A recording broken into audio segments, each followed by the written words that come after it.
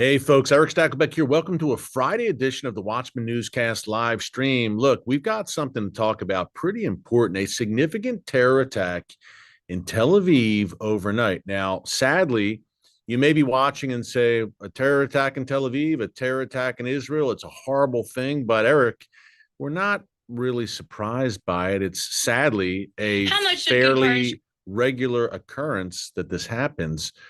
And yet, this was from a different source this time. It wasn't Hamas or Hezbollah, the usual suspects. The other H in that trio of terror, the Houthis. Now, you may also say, well, Erick, look, the Houthis, in conjunction with Shia militias in Iraq, we've been reporting this on the newscast, they've been launching projectiles at Israel as well. So what's so different about this? Well, two big differences. Number one, those launches have not been successful. They've been intercepted. In particular, the Houthis, again, in conjunction with Shia militias in Iraq, all Iranian proxies, all members of that ring of fire, have been firing rockets mainly at Eilat, which is the southernmost city in Israel on the Red Sea. Unsuccessful. Troubling, but unsuccessful. And when I say troubling, folks, Israel should have been, I mean, it seems like there's an element of surprise. You're like, oh my gosh, do you believe this happened? The Houthis fired a drone at Tel Aviv? Well, if you've been paying close attention since at least October 2023, this has been a regular thing. The only difference, again, they weren't successful in those previous attempts. And number two, targeting Tel Aviv, one of Israel's two most important cities, along with Jerusalem, of course. And folks, not only was this attack last night successful, and when I say last night, I'm talking in the middle of the night. I'm talking 3:15 a.m. Israel time. As the Republican National Convention is unfolding here in the United States, I'm getting alerts on my phone about what's happening in Tel Aviv. But a successful attack, folks, an explosive-laden drone flies into an apartment building in central Tel Aviv at 3:15 a.m., kills one man, one Israeli man, and wounded at least a dozen more people. This was a serious strike, a serious terror attack carried out by an Iranian proxy. And Israel, it goes without saying, needs to respond here. Now, what will that response look like? That's a big question right now. Automatically, Israel's defense minister, Yoav Gallant, said, anyone who attacks us will pay a price. Well, the Houthis, and they claimed responsibility right away, they just conducted a successful, deadly attack, again, in Tel Aviv. This is a big deal. And Israel's going to have to respond. Now, let me preface that by saying, do they want to? Essentially, Israel has allowed the United States. They've essentially farmed out the Houthi problem. And oh, it is a problem, not just for Israel, more on that in a second. But Israel has essentially farmed out the Houthis and the Houthi problem and dealing with that problem to the West, to the United States, and to the UK. Folks, here's the problem with that. The US and the UK have carried out airstrikes in Yemen against, I assume, Houthi rocket launchers and different positions. But clearly, whatever they're doing has not had the desired effect. The Houthis aren't getting the memo. Why do I say that? Because the Houthis continue to disrupt shipping in the Red Sea, and that's practically a daily occurrence. And that's having ripple effects in the global economy to the point where major corporations, major companies, they don't want to use the Red Sea. They don't want to use those Red Sea shipping lanes because they're afraid they'll get a Houthi rocket coming at their ships or Houthi piracy taking hostages. So clearly, whatever the US and the UK are doing with these limited airstrikes is not having the desired effect because the Houthis continue not only attacking shipping, including US shipping in the Red Sea, but launching attacks at Israel. So Israel, in this case, kind of farmed out that issue to the United States, and that was a mistake because Israel doesn't want to fight on multiple fronts. We get it. We know this. That's why Israel has hesitated on going into Lebanon and dealing with Hezbollah decisively, because Israel, understandably, wants to focus on Hamas and Gaza, winning that war, wrapping things up there, then turning its sights to the north. And we have a third front in Yemen. If you don't want to fight on the second front, You certainly don't want to fight on a third front 1,000 miles south of Israel. That's the Houthis in Yemen hugging the Red Sea coast there. Again, 1,000 miles south of the southernmost city in Israel, Eilat. But just as I've said, folks, on the newscast over the past several weeks, Israel, you don't want to fight on a second front against Hezbollah simultaneously. You want to take it one at a time. I get it, but a second front is upon you. And now a third front, and Yemen's a different thing. It's not a third front where the Houthis are going to invade Israel. They're 1,000 miles away. But what it is the case that the Houthis are now emboldened. They feel empowered. They had success last night, a big success for them, an unprecedented success. And now they may start launching projectiles on a regular basis. Something's going to have to be done.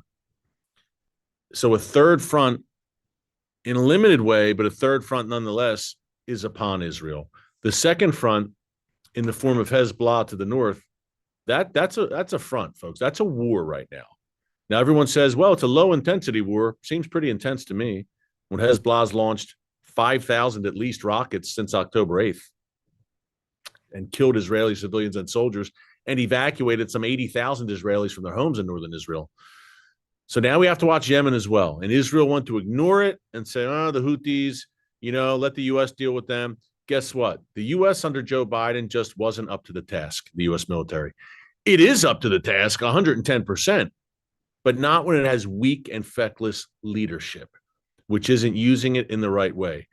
Clearly, the proper message and effectual message has not been sent to the Houthis when you really need, and I've said this a few times in regards to Yemen, you really need the kind of message that Ronald Reagan sent to Muammar Gaddafi, the Libyan tyrant, in 1986.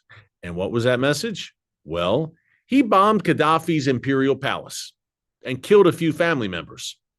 You didn't hear from Gaddafi again for, I don't know, close to 20 years until he was deposed and killed by his own people. Needless to say, Gaddafi got the memo. And I think it's time that Houthi leadership, the people directing all this madness, get the memo. That's a step that the United States hasn't been willing to take. And why is that? Because that might make Iran mad. And if there's one pillar to the foreign policy of the Biden administration, it's this: don't make Iran mad. Give them whatever we want, whatever they want, so that they don't attack us, appease them, and try to get a new nuclear deal by all means necessary.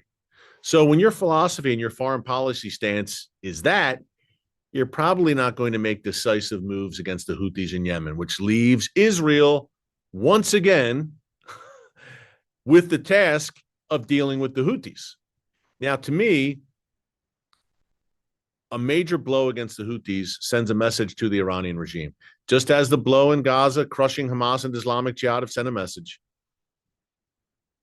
hitting the Houthis in a way where they really feel it, that they're deterred, sends a message to the mothership in Tehran as well. It's the head of the snake, the Iranian regime. I can tell you Iran has taken the opposite message from the north. 80,000 Israelis evacuated there. Ghost town, northern Israel. Iran and Hezbollah see that as a victory. It's over 9 months. It's 9.5 months where you have an entire region in a tiny nation the size of the state of New Jersey effectively shut down because of Iran and Hezbollah. They're puffing their chest out and saying victory, and Israel still has not gone into Lebanon and dealt with this threat decisively. So right now, Iran and Hezbollah are feeling pretty good. But remember this: there's that ring of fire we talk so much about here in the newscast. It surrounds Israel on all sides. And again, size of New Jersey, folks, tiny nation. When you think about those rings, this Iranian ring of fire, one of those rings is effectively gone: Gaza. It was a critical ring for Iran. They would activate Gaza whenever Iran wanted to stir things up. Where would they go first?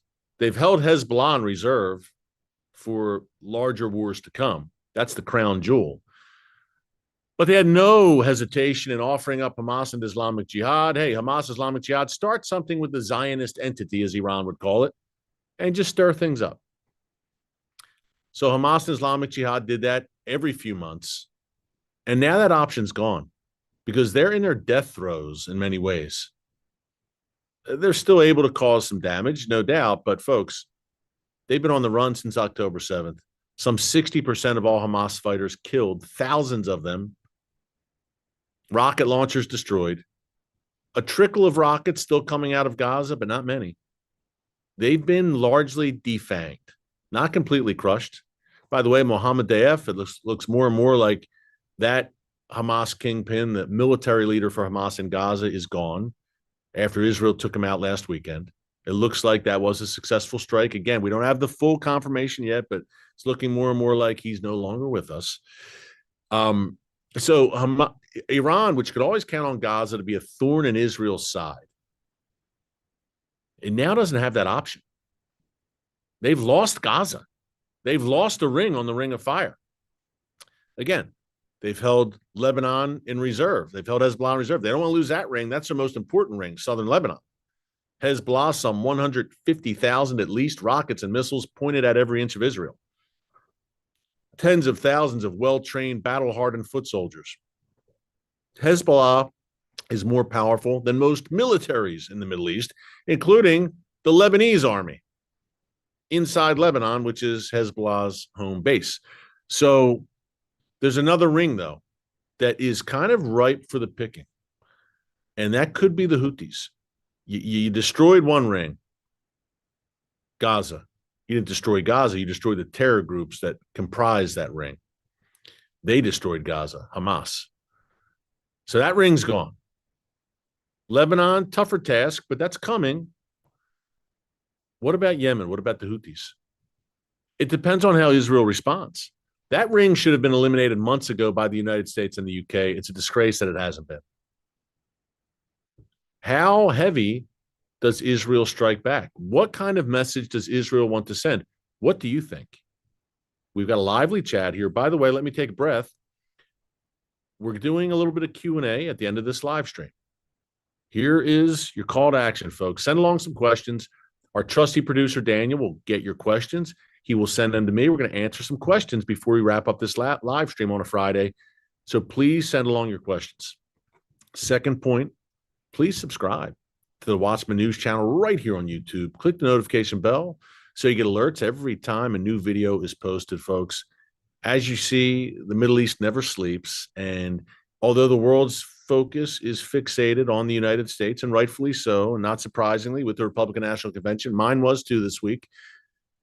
Again, the world's most chaotic and volatile region, what happens over there matters over here. What happens in the Middle East does not stay in the Middle East, no matter where you live in the world. And we've got viewers around the world here on the news channel. So with that in mind, give us a subscribe and click the notification bell, click that like button so you can stay up to date. And this is all from an unapologetically biblical perspective. And more on that in a minute. But one last mention here about the Houthis and what they're all about. Look, this is a subsidiary of the Iranian regime. And President Trump had placed the Houthis on the terror watch list. Not watch list. It was a specially designated terrorist organization, designated as such by the State Department. Basically, the first foreign policy move Joe Biden made when he got into office in January 2021 was to remove the Houthis from that terrorist list. Now, why would he do that?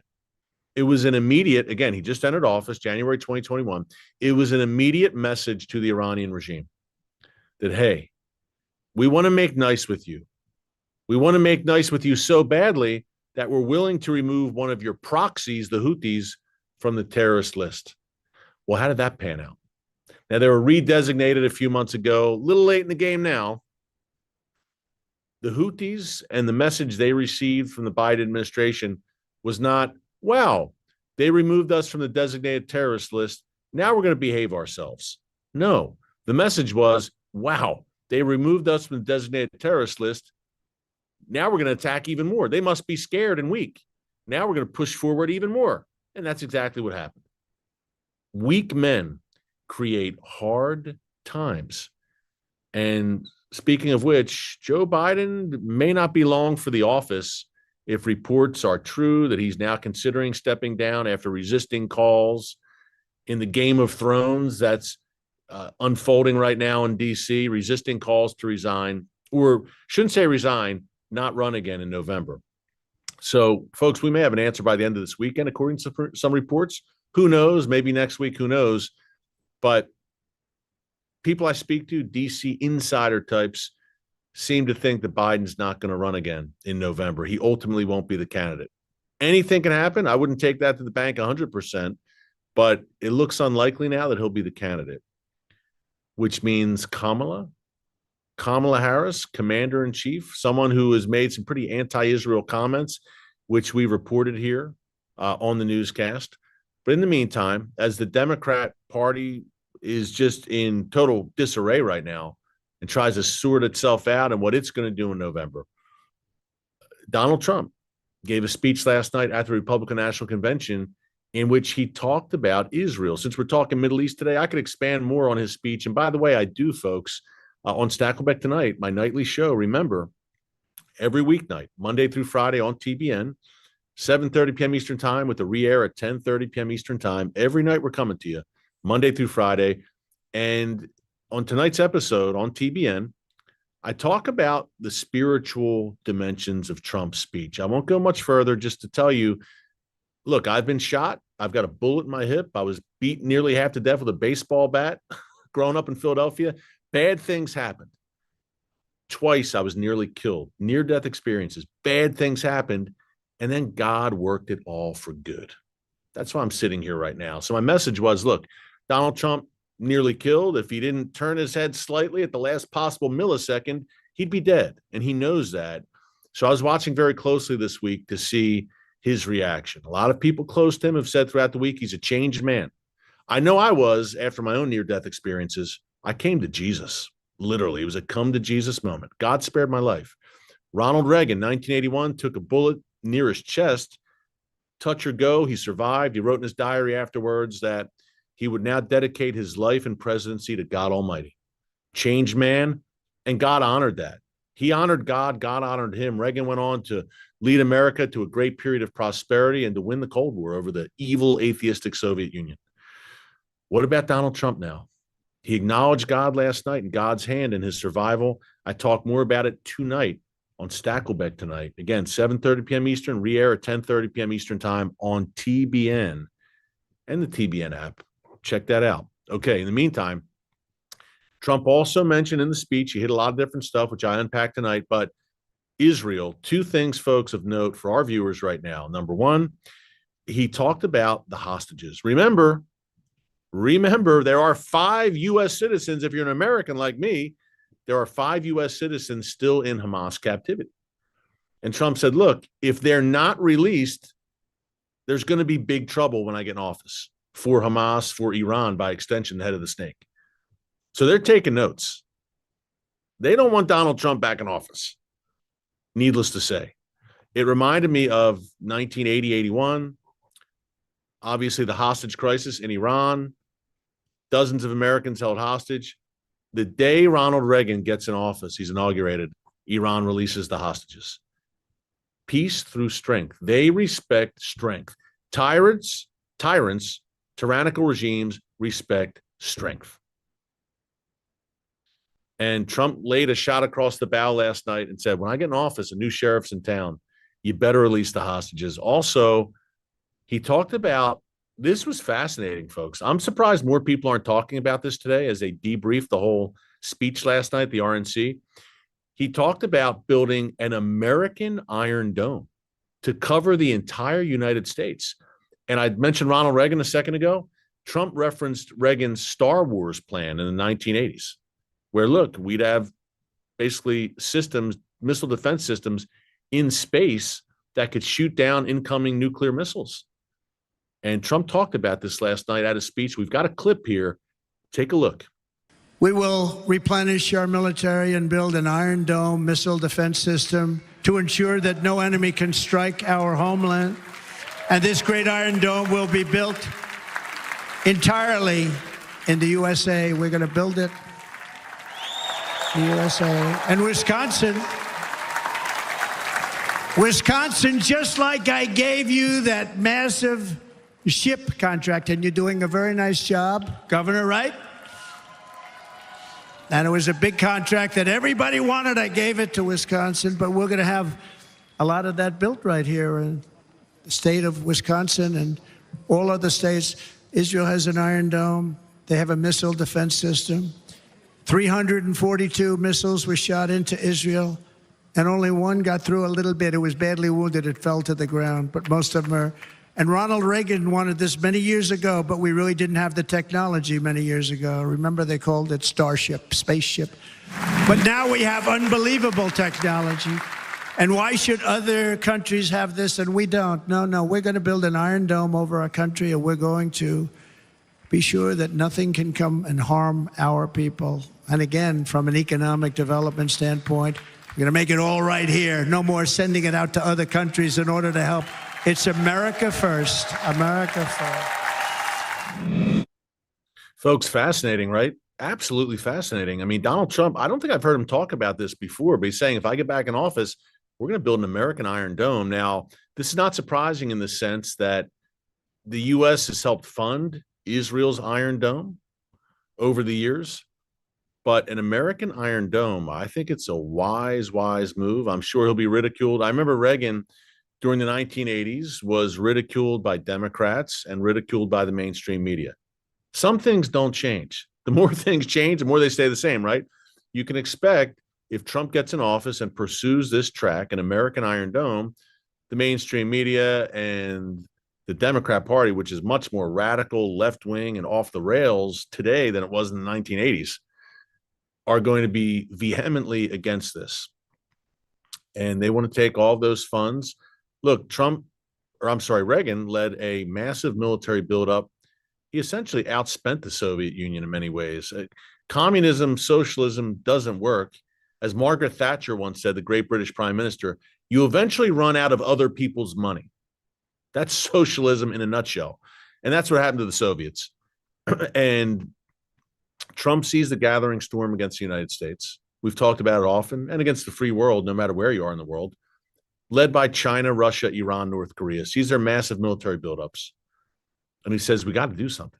We have to get our military back to where it was. No more of the woke gender madness, critical race theory in our military. No, we got to clean house here and turn things around. And I like this Iron Dome idea. Let's see what he puts forward. And I'm sure he has great people around him, smart people when it comes to security, national defense. I know some of them. So keep an eye on that, folks. But another question for you. Again, if you're just joining us, Q&A before this live stream is over. Send your questions along, and Daniel, the producer, will send them to me. So we'll answer some questions before we send you guys into the weekend. But here's a question for you, my dear viewers, my watchmen and women on the wall. Did you see a changed man? Did you watch the speech last night? Number one. Number two, did you see a changed man in Donald Trump? I would certainly say the first 20 minutes or so when he unpacked everything that happened to him, that near-death experience, the assassination attempt last weekend, he was sincere, somber, and you could tell he was moved. He was affected. That's my take. And just watching his body language and really watching how he carried himself all this week at the Republican convention. Second half of the speech, it was kind of familiar territory. He riffed, went off prompter, went a little long, but you know what? He was nearly killed last weekend. So I think people should give him a little bit of grace for that. And he had a lot of strong things to say that made sense. So I think a strong showing overall in his first public speech since being nearly killed. But again, those first 20, 30 minutes, and he acknowledged God twice, very publicly in front of millions and millions of people watching. He honored God. I say here all the time, honor God and he will honor you. So let's see what happens. No one knows between now, 3.5 months, between now and November 5th, we shall see. But certainly Trump publicly acknowledged God's hand in his survival last night. And to me, that's very noteworthy, folks. And that's important. And he did it in front of men. Jesus said, if you deny me before men, I'll deny you before my Father in heaven. He did not deny Christ before men. He said, this was God. This was the Lord. So it's going to be fascinating to watch that all unfold. One thing before we get to our questions that I want to ask you guys about is this. in all of the drama and all of the RNC and Biden and obviously the terror attack in Tel Aviv, did you notice this ruling today by the International Court of Justice? Now, when it comes to anti-Israel venom, the UN, the ICJ, the International Court of Justice, always the UN, the World Court, the ICC, always reliable, sadly. And today is no different. Today, the ICJ in The Hague announced that it is illegal, settlements, so-called. I call them Israeli communities in the West Bank. I call it Judea and Samaria because that's what the Bible calls it. Nonetheless, Israeli communities in Judea and Samaria and the eastern half of Jerusalem are illegal, according to the International Court of Justice. It's illegal, and you need to evacuate. You need to pull out of those areas now. That's the International Court of Justice. These are illegal activities. This is Palestinian land. That's according to the ICJ. Now, Israeli leaders, understandably, are reacting with fury and saying, wait a minute, Judea and Samaria. Interesting. Our forefathers were here, I don't know, over 3,000 years ago. Eastern Jerusalem? So Jews can't live in Jerusalem, the ancient and ancestral capital of Israel and the Jewish people? So Jews can't live in Jerusalem, and Jews can't live in Judea, which is called Judea because of the Jews. This is where we're at, folks, in the world. But this is the ICJ, which has been pursuing Israel for quite some time with insane resolutions and declarations and demands.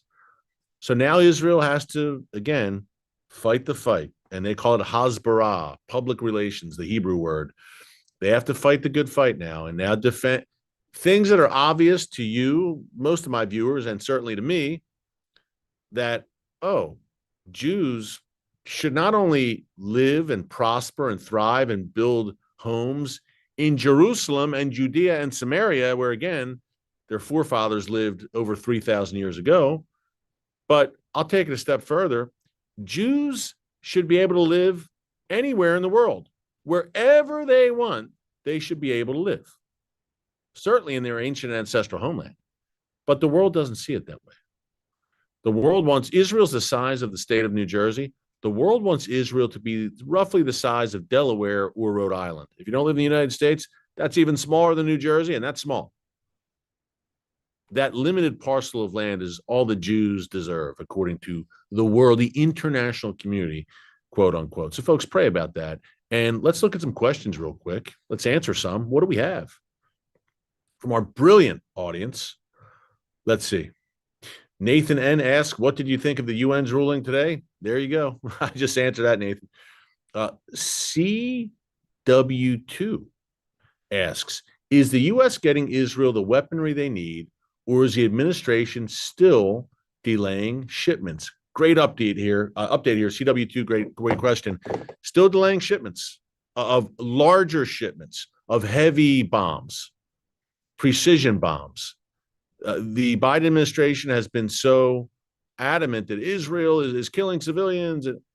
Well, if you deny Israel precision bombs, then their airstrikes will be less precise, which means civilians have a greater likelihood, sadly, of dying. So that has been a schizophrenic policy, convoluted to say the least. But they have delivered some. Reportedly, the Biden administration has delivered some shipments that are needed, but still withholding some others. Look, from the beginning, since October 7th, the Biden administration was, for months there, replenishing Israel, sending weapon shipments that Israel needs. Then they started to slow roll it. Then they started to just withhold it. And if they want to, I marveled at that about a month ago. They're saying, no, we're not. Biden administration officials, we're not slow rolling. We're not withholding. Joe Biden actually gave an interview on TV where he said exactly that. Yeah, we're withholding at least one shipment because we don't like the way Israel is conducting the war in Gaza. We want them to pay more attention to civilians and folks, we've gone over this time and time again over the past 9.5 months. Israel has gone to historic, extraordinary lengths to avoid civilian casualties, to the point where Israel has put its own soldiers in jeopardy at times to save and protect Palestinian civilians. So that madness continues. Now, here's something to circle on your calendars. Benjamin Netanyahu meeting with Joe Biden at the White House on Monday, July 22nd, in a few days. It's scheduled. That's number one. Number two, Benjamin Netanyahu speaking before the U.S. Congress on July 24th. So, CW2, great question. We may have many more answers after this visit next week. And here's a big question for everyone watching. As Bibi meets with him on Monday, is Joe Biden still the Democrat nominee? What happens this weekend? We don't know. He may be. Some have said, look, he's going to step aside as nominee, pass the torch to Kamala, I guess. Not the strongest candidate, needless to say, but the Democrat Party is so embroiled and wrapped up and relying on identity politics, gender, race, ethnicity, all of it. It seems unlikely they'd pass over a person who would be the first Black woman president that checks two identity boxes, gender and race. So the Democrat Party kind of has backed itself into a corner here. So we'll see how it plays out. But at any rate, the rumblings are that Biden, okay, may step aside as the nominee, but he'll stay in office until January. He won't resign. But that may change as well because of his health, and obviously he's incapacitated. Fasten your seatbelts. If you live in America, you know what I'm talking about. If you're on the outside looking in, it's a crazy time here in the United States, and that's an understatement. Okay, but Bibi, that meeting Monday, does Bibi see Biden as a lame duck? Are the Israelis confident that Trump is going to be the man in November and take office again in January? Certainly, he has the momentum right now, and I believe God spared his life last Saturday for a reason. But nothing guaranteed, and a lot can happen in 3.5 months in these Bible prophetic times we are living in. Okay, another question. What about Trump's foreign policy? Wendy Bryce asks, and he outlined this last night, Wendy, and we showed you a clip which a few minutes ago, which kind of broke it down, but she asks, what is his position on Ukraine, the Middle East, and Taiwan? By the way, we have such an awesome viewership here on the channel. I love you guys and gals. So darn smart and perceptive. Peter Sostak, I think is a silent Z. Peter Sostak asks, I should have thought of this. Eric, do you think Biden will not meet with Bibi using his COVID diagnosis as an excuse? Peter, great question. Even if Biden did want to meet with Bibi, I don't know if it's going to happen now because he's pretty much sequestered in Rehoboth Beach, Delaware right now, dealing with COVID, apparently. Peter, great question. So will that Bibi meeting really happen on Monday with Biden? We don't know. Does Bibi rather meet with, say, a Kamala Harris, the vice president, and say the Secretary of Defense, Lloyd Austin, who, by the way, it seemed that Joe Biden forgot Lloyd Austin's name the other day. Did you see this, folks? In an interview, he stammered and stuttered and just said, the black man. Very nice. He couldn't remember his name. He just called him the black man, Lloyd Austin, the Secretary of Defense. I bring you Joe Biden, but that's what he said. Okay. Trump's foreign policy, I'd say, Wendy, great question. Number one, and this is a moot point, but he said last night again, look, Ukraine, that invasion would not have happened. The Hamas invasion of Israel would not have happened if I was in office, and I believe him. America's enemies and the enemies of the free world in Israel were largely in check during Trump's 4 years in office because they feared him. They thought he was unpredictable, and he followed through several times with shows of force. Exhibit A, Qasem Soleimani, his demise. Exhibit B, ISIS crushed. He kept his word there, eliminated Omar al-Baghdadi, put Iran's Islamic Revolutionary Guards Corps on the designated terrorist list, put the Houthis on there as well before Biden pulled them off, moved the embassy to Jerusalem. The list goes on. Struck Assad in Syria. The list goes on. So his foreign policy, I would say, you said Ukraine, Middle East, and Taiwan. I would say right away you can expect, number one, an assertive military buildup where I think he cleans house at the top levels. That's one part of this. I think this Iron Dome idea he talked about, he will pursue. I think a recruitment drive is going to really increase. And we're at record low in terms of recruitment here in the United States right now. No one wants to be in a woke military, I'm sad to say. But I think if Trump gets in office, he restores American pride. It's morning in America again, Ronald Reagan once said. I think we've been down, man, these past few years. I think what happened last Saturday night, he pumped his fist. He said, fight, as he's covered in blood seconds after he's nearly killed. That was the American spirit. And I think that, at least this past week, it has sparked some American patriotism and talk of revival. And if he gets in office, I would think it's full speed ahead with that. I think with Taiwan, Ukraine, and the Middle East, I think the Middle East, Wendy, he unshackles Israel. Do what you need to do. We got your back. We'll stay out of your way. We got your back. We'll give you whatever you need. Israel's not asking for, and never has asked for, any American boots on the ground. Israel says, we'll handle it. Just give us some help. Give us the military hardware we need. That's number one. Ukraine, I would not be surprised if Trump enables some kind of settlement there between Russia and Ukraine. If he kind of wades in, meets with the leaders, and somehow they have a settlement there, I wouldn't be surprised. China and Taiwan, I think Trump doubles down with China in terms of, I don't know if the word's confrontational, but a Cold War type footing, which we should have with the communist regime in Beijing, which is our greatest geopolitical rival, if you're American like me, and the Western world in general, not just Americans.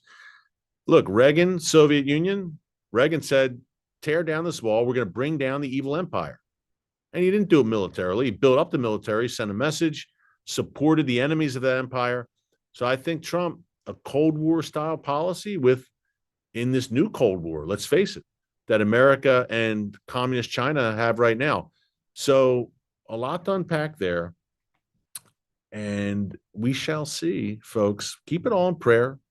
Prayer works. If there's anything I've learned in my life, prayer actually works. Isn't that amazing? So continue to do it wherever you live in the world. We've got people from everywhere watching us right now. For America, for President Trump, for his full recovery, his safety, because people are gunning for him, folks, because he stands in the way of a lot of left-wing, globalist, atheist, insane fever dreams. He's a man kind of standing in the way of that, as is Benjamin Netanyahu and Israel, fiercely sovereign nations where you have most of the world wants to go to a one-world system.